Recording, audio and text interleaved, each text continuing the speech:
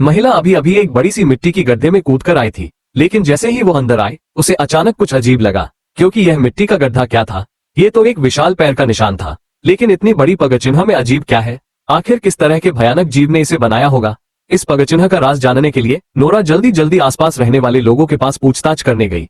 पता चला कि दोपहर में जब एक बूढ़ा दंपत्ति खाना खा रहा था, तभी बाहर की आवाज अचानक पहले से ज्यादा तेज हो गई। वे कुछ समझ पाते उससे पहले ही अचानक उनके घर में जोर से कपकपी हुई। शुरू में उन्हें लगा कि शायद भूकंप है, इसलिए वे जल्दी से बेसमेंट में छुप गए। जैसे ही वे छुपे थे, घर पर किसी भारी चीज की टक्कर हुई। जब बाहर बिल्कुल शांति हो गई, तब दंपत्ति ने धीरे धीरे बेसमेंट का दरवाजा खोला, पर सामने का दृश्य देखकर उनकी चीख निकल गई। उनका पूरा घर मलबे में बदल चुका था और जमीन पर एक विशाल जीव का पगचिन्ह था। ये समझकर कि आसपास कोई राक्षसी जीव हो सकता है, नोरा ने तुरंत टीम को लेकर हेलीकॉप्टर से खोज शुरू की, लेकिन 3 घंटे उड़ने के बाद भी उन्हें उस जीव की कोई आवाज नहीं मिली। इतना बड़ा जीव आखिर वो छिपा कहाँ सकता है? रहस्य हल करने के लिए नोरा ने अपने पिता से मदद लेने का फैसला किया, क्योंकि जब उनके पिता जवान थे, वे मानते थे कि दुनिया में विशाल जीव मौजूद है। शायद वे इस जीव को ढूंढने में मदद कर सके। कुछ ही देर में नोरा अपने पिता को उस जगह ले आई जहां वह जीव अचानक गायब हुआ था। पिता जगह देखते ही गंभीर हो गए। उन्होंने जमीन पर हल्के से पैर मारा, फिर हाथ में पकड़े नक्शे को ध्यान से देखा। तुरंत उन्हें आसपास की जमीन में कुछ गड़बड़ महसूस हुई। नोरा ने देखा कि पिता को कुछ पता चला है, तो वह भी जांचने दौड़ी। तभी अगले ही पल पिता ने कहा कि यहाँ की भौगोलिक बनावट बिल्कुल गलत है, क्योंकि नक्शे में यहाँ ऐसा कुछ नहीं है। नोरा अभी यह समझ ही पाती कि अचानक उनके पीछे पड़ा हुआ पत्थर अजीब तरह से अपनी आंखें खोलने लगा। उस पल पिता और बेटी दोनों एकदम वहीं के वहीं ठिठक गए। उनके पास भागने का समय भी नहीं था। पल भर में वह एक विशाल पहाड़ी राक्षस बन गया। उस क्षण वह सबको बुरी तरह डराकर रख दिया। वह जल्दी जल्दी हेलीकॉप्टर की ओर भागा। सौभाग्य से पहाड़ी राक्षस ने उन पर हमला नहीं किया। वे किसी तरह बचकर निकल गए और पहाड़ी राक्षस के प्रकट होते ही सभी लोग घबराहट में आ गए, क्योंकि जहां पहाड़ी राक्षस दिखाई दिया था वही जगह रेलवे बनाने का एकमात्र रास्ता था।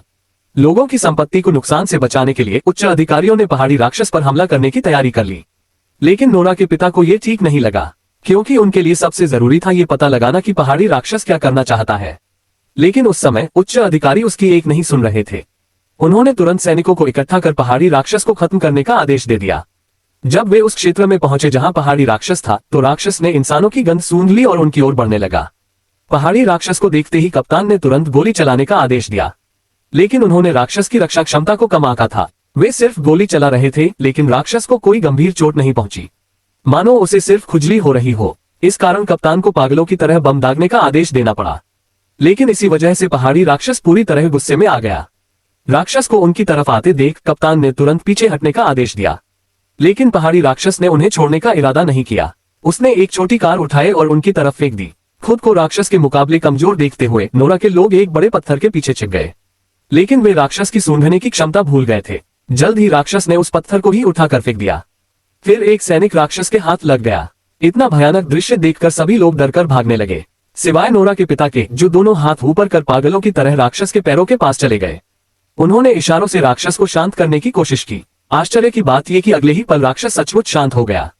लेकिन जैसे ही सबने राहत की सांस ली, एक बूढ़े आदमी ने अपने बख्तरबंद वाहन को राक्षस की तरफ मोड़ दिया।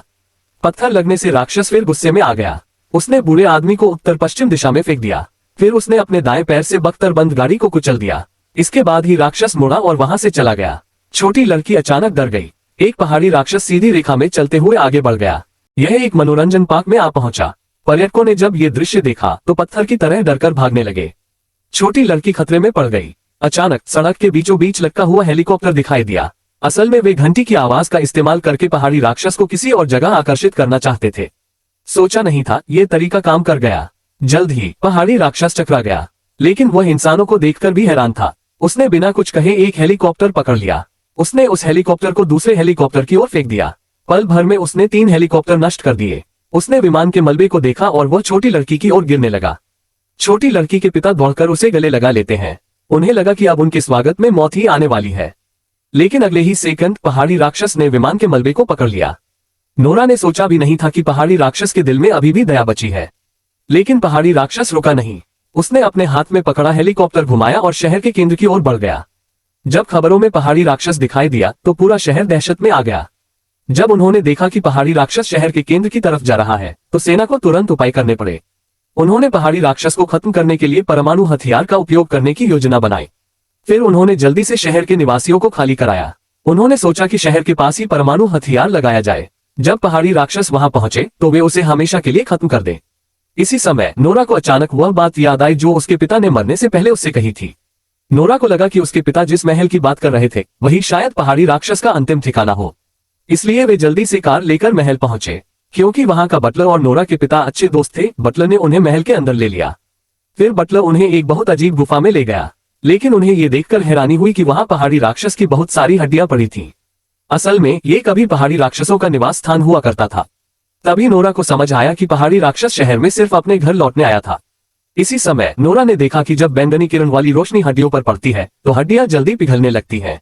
इधर सैनिक अचानक डर गए जब उन्होंने देखा कि शहर में एक विशाल पहाड़ी राक्षस प्रकट हो गया है। वह इतनी डर गई कि उसने तुरंत अपने उच्च अधिकारी को इसकी सूचना दी। फिर सैनिकों ने पहाड़ी राक्षस पर तेज हमला शुरू कर दिया, लेकिन इसका असर ऐसा था जैसे उसका दिमाग बिल्कुल प्रभावित नहीं हो रहा हो। ये देखकर कि मामला बिगड़ने वाला है, सेना को परमाणु हथियार का इस्तेमाल करने का फैसला करना पड़ा।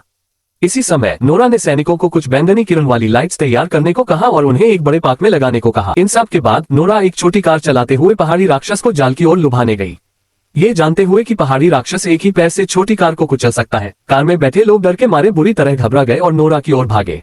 सौभाग्य से वे पहाड़ी राक्षस के विशाल पैरों से बच गए। फिर जब पहाड़ी राक्षस ने उनकी ओर देखा तो साथियों ने कार पर लगी काली चादर खींची और एक विशाल पहाड़ी राक्षस का सिर दिखाया। और जैसे ही पहाड़ी राक्षस ने अपने ही जैसे सिर को देखा, उसका गुस्सा अचानक बढ़ गया। उसके सामने की कार को मारने की कोशिश शुरू हो गई। कोई रास्ता न देखते हुए नोरा को गैस पेडल दबाना पड़ा। आखिरकार पहाड़ी राक्षस तेजी से पार्क की ओर आकर्षित हो गया। फिर कार में बैठे लोग कार से कूद गए। ये देखते हुए कि पहाड़ी राक्षस छोटी कार पर हमला कर सकता है, नोरा भी जल्दी से नीचे कूद गई। और जैसे ही पहाड़ी राक्षस जाल में फंसा, सैनिकों ने तुरंत बैंगनी किरण वाली लाइट का स्विच ऑन कर दिया। लेकिन अप्रत्याशित रूप से बैंगनी किरण की रोशनी पड़ते ही पहाड़ी राक्षस के शरीर से सफेद धुआं उठने लगा। एक तेज जलन का एहसास तुरंत उसके पैरों में फैल गया। ये देखकर कि स्थिति नियंत्रित हो चुकी है, सेना को परमाणु बम लगाने का विचार छोड़ना पड़ा। आखिरकार कोई भी नहीं चाहता था कि उसका परिवार पूरी तरह बर्बाद हो जाए। ये देखकर कि पहाड़ी राक्षस लगातार संकेत भेज रहा है, नोरा सहन नहीं कर सकी और सीधे जनरेटर की ओर भागकर बिजली बंद कर दी। फिर वह सब कुछ भूलकर पहाड़ी राक्षस की ओर दौड़ी और हाथ हिलाते हुए उसे वापस पहाड़ में जाने के लिए कहा। हालांकि उस समय पहाड़ी राक्षस उसकी बात समझ चुका था, लेकिन अब बहुत देर हो चुकी थी क्योंकि अगले ही सेकंड सुबह का सूरज उगने वाला था।